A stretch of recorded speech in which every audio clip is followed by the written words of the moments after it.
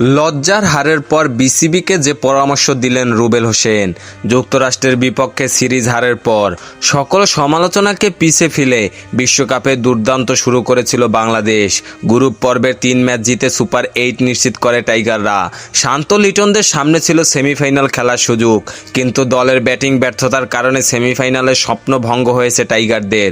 মঙ্গলবার 25 জন কিংস্টনে আফগানিস্তানের বিপক্ষে বল হাতে শুরুটা ভালো করেছিল টাইগার বলাররা। তাদের নৈপুণ্যে 115 রানই রশিদ খানদের আটকে রাখে বাংলাদেশ। সেমিতে যেতে আফগানিস্তানের দেওয়া 116 রানের লক্ষ্যে 12.1 ওভারের মধ্যে তাড়া করতে হতো শান্তদের।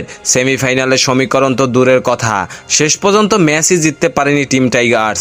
20টি আইনে 8 রানের জয়ে প্রথমবারের মতো সেমিফাইনাল নিশ্চিত করেছে আফগানিস্তান। বাংলাদেশের হারে বিদায় নিশ্চিত হয়ে গেছে অস্ট্রেলিয়ারও।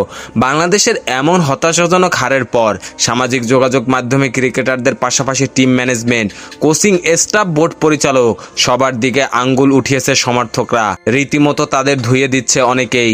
ব্যাটিং ইউনিটকে নির্দিষ্ট কোনো মেসেজ দেওয়া হয়নি, তবে বাংলাদেশের এই হারের জন্য দলের প্রধান কোচ চন্ডিকা হাথুরুসিং এর দিকে আঙ্গুল তুলেছেন এবার জাতীয় দলের সাবেক তারকা পেসার রুবেল হোসেন। বিসিবিকে নিজের সাবেক এই কোচকে নিয়ে ভাবতেও বলেছেন রুবেল হোসেন।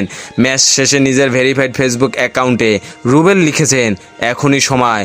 আমার মনে হয় ক্রিকেট বোর্ডের কোচ চন্ডিকা হাথুরুসিংকে নিয়ে ভাবা উচিত। Nothing to say.